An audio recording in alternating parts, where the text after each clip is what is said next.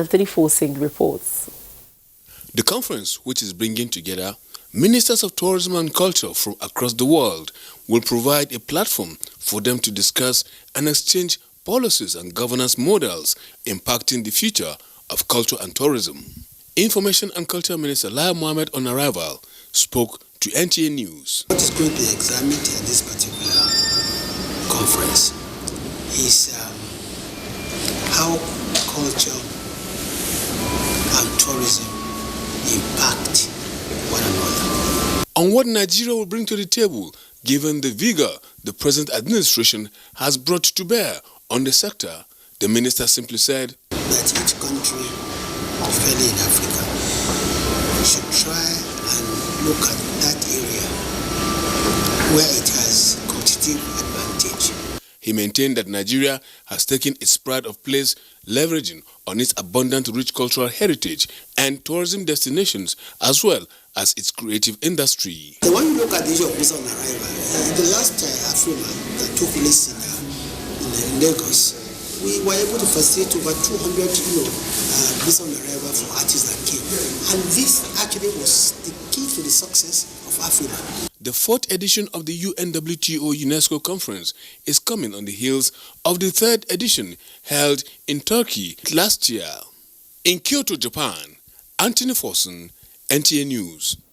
And now to other matters. The focus of the Nigerian government on economic transformation, fueled by probity and a responsible fiscal plan, is gathering more endorsements. The new Progressive Movement, a youth-based political party, gave the Buhari administration a thumbs up at its National Executive Committee meeting.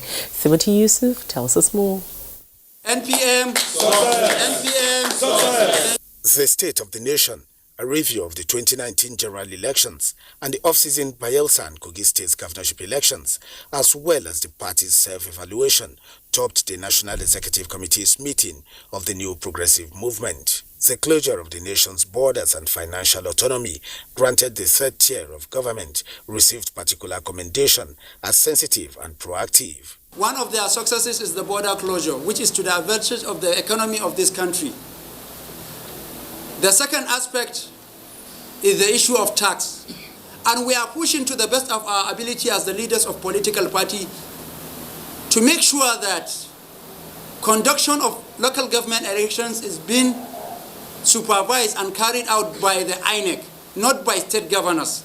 We also appreciate the government for bringing in the direct allocation of grant to local governments. The NPM-NEC, however, enjoined concerned authorities to sustain the fight against insurgency and other forms of criminality, as well as the amendment of the nation's Electoral Act.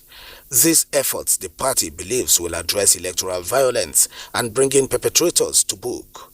In Abuja, Timothy Yusuf, NTA News. Meanwhile, the Buhari Media Organization has commended President Muhammadu Buhari for raising the bar in open governance with his directive that the country's daily income and expenditure be put in public domain. In a statement by the chairman, Ni Akinsiju, BMO said that only a president with a clear conscience and mind could have insisted on an open treasury portal where information on financial transactions are provided to the public on a daily basis.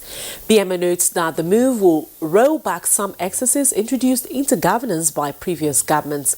It therefore urged states and local governments to take a cue from the federal government and open up their public finances to public scrutiny. It's now time to talk business as Nigeria's tax laws to undergo review as experts advocate technological support to achieve industrial revolution. Let's join Kunle Adeye for details.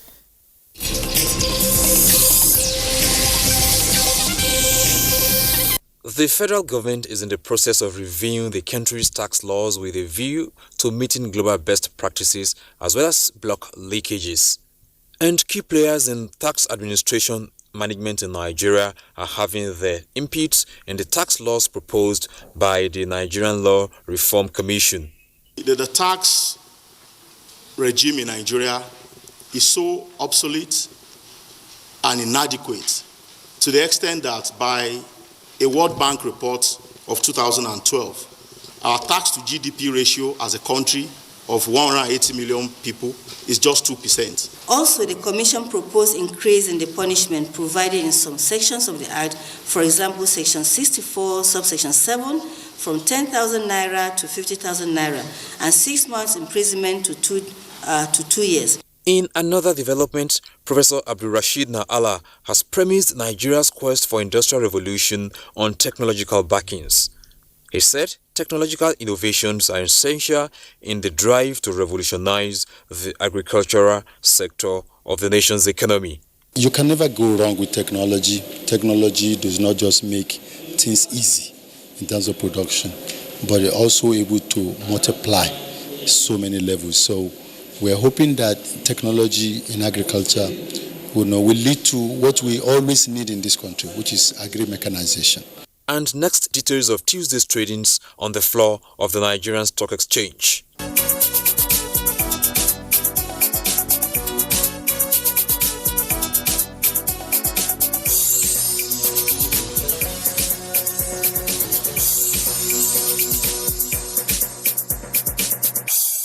With business news, I'm Kunle Adeyeye.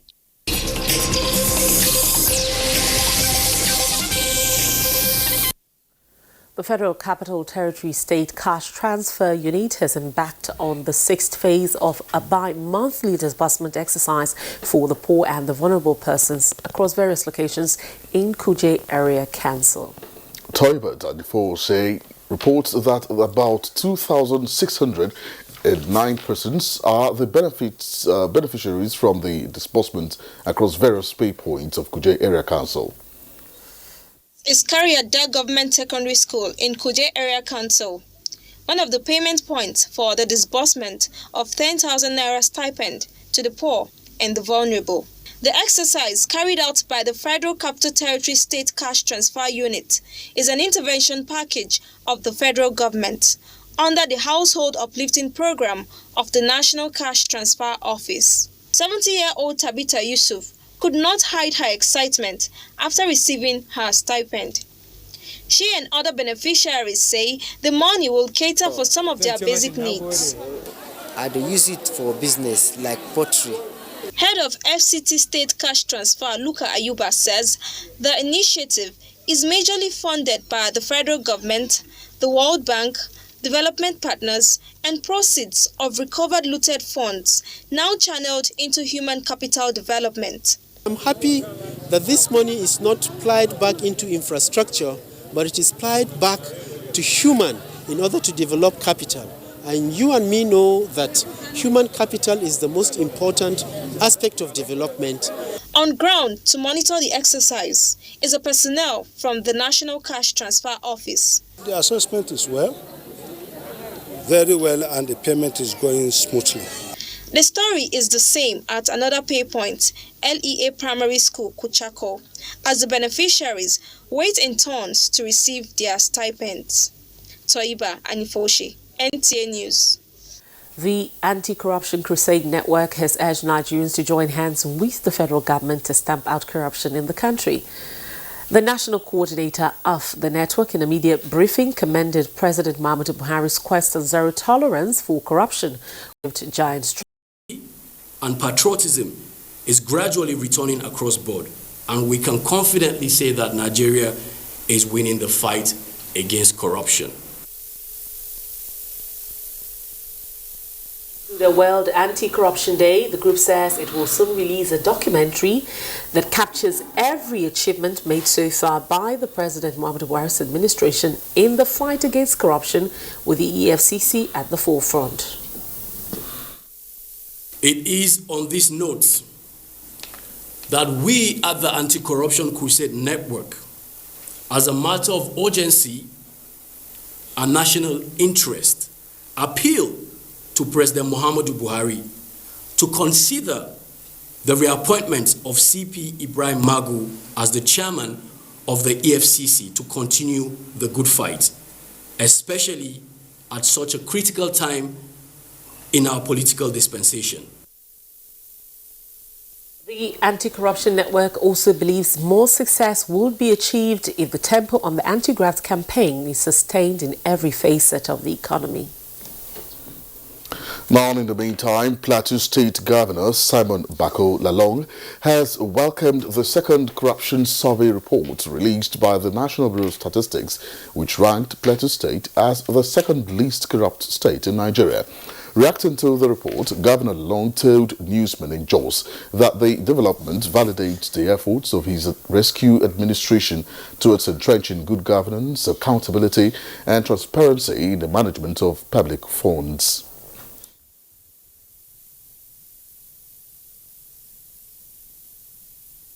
Here in Plateau State, what we did was when we came on board, I think one of the things we did, or I told my cabinet, is to ensure that nobody is corrupt. Corruption, I said, zero tolerance for corruption. You ensure there is good transparency in administration. First of all, within the system, payments. We are doing payments online. I think we were one of the first to establish TSA. Apart from that, I established the efficiency unit. We have Bureau for Public Procurement. All contracts are done normally. And everywhere we monitor what we are doing. Value for money. Right now, we are going to continue with the projects that we left because of rainy season. And for every contract, I am going to be there myself to look at it. If the contractor is not performing, I revoke the contract. And towards that, you see that there is serious discipline within the administration. I didn't know that these ratings were being done until when they released the result. And they counted the most corrupt states, and they say Plateau is among the first three least corrupt states in Nigeria. So my ambition is to work so that next time they will not even say among anybody. It's the least corrupt state in Nigeria. And because of that, it is not only them, even the president phoned and congratulated those of us that are least corrupt. So when you put all these things together, no investor outside will come to your state if they know. You will say it outside, but they already know when you are corrupt. If you are corrupt, they will not invest. As I tell you, the number of people that are flooding to Plateau is showing that yes, indeed, there is no corruption in Plateau State. That was the governor of Plateau State speaking there, Simon Bako Lalong. You're watching the news at 10 on 88 News 24.